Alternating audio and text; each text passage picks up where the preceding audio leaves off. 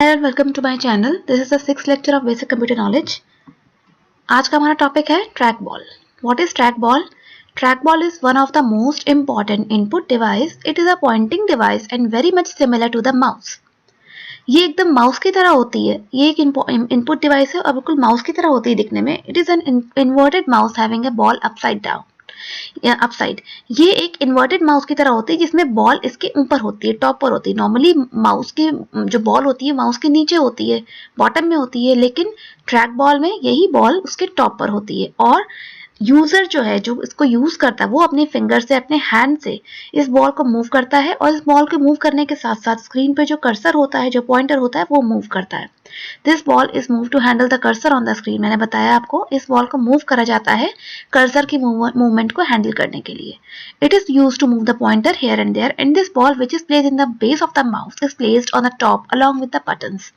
Mouse में जो ball bottom में होती है वही बॉल ट्रैक बॉल में टॉप पर होती है with buttons. In case of track ball, to move the cursor the ball is rolled with fingers.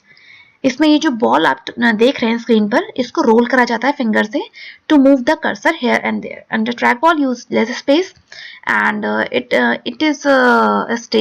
the device remains stationary and ball is moved by moving the entire hand. Next is joystick. Joystick is also an input device. It is mostly used in games and it is in this there is a stick. इसमें एक stick होती है जिसे आप screen पर देख रहे हैं and it is used for controlling the movement of the cursor or the pointer on the computer device. In joystick the user move the sphere ball. इसमें यूजर जो होता है, जो उसको यूज कर रहा होता है, वो स्फेयर बॉल को मूव करता है with the help of stick with his और हर हैंड. जो आप स्टिक देख रहे हैं, इसकी हेल्प से यूजर स्फेयर बॉल को मूव करता है. On most joystick, a button on the top is provided to select the option which is currently pointed by the cursor. बहुत सारे joysticks में buttons होते हैं टॉप पर दिए हुए to select the option. And joystick is mostly used in games.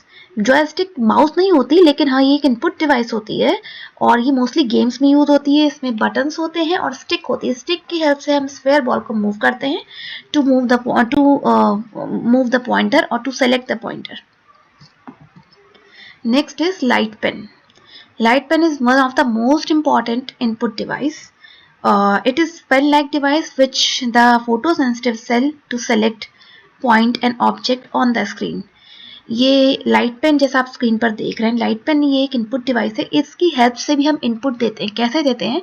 जैसे touch screen होते हैं हमारे पास, मोबाइल, लैपटॉप टच स्क्रीन होते हैं, हम अपने फिंगर से टच करते हैं, वैसे ही हम उसी तरह से हम लाइट पेन को यूज करते हैं. लाइट पेन के थ्रू, लाइट पेन की हेल्प से हम स्क्रीन पे टच करके पेन से इनपुट देते हैं. हमें कुछ भी इनपुट देना है तो हम कैसे देंगे? स्क्रीन पे पेन से टच करके. ये पेन की तरह होता है photo sensitive cell to select point and object on the screen. In pen based system you hold the pen in your hand. इसमें पेन को आप अपने हाथ में पकड़ते हैं and directly point it with it on the screen to select menu items और icons.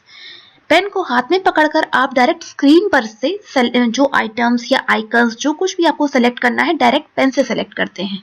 क्योंकि ये प्रेशर सेंसिटिव होता है स्क्रीन, आप पेन से जब सेलेक्ट करेंगे तो उस इनपुट, इसके थ्रू इनपुट जाता है हमारे कंप्यूटर में. When the tip of the light pen is moved to the monitor screen, जो पेन की टिप है, लाइट पेन की टिप है, जब आप जब स्क्रीन पे उसको टच करेंगे तो वो जब मूव करेगी स्क्रीन पे, the button of the pen is pressed.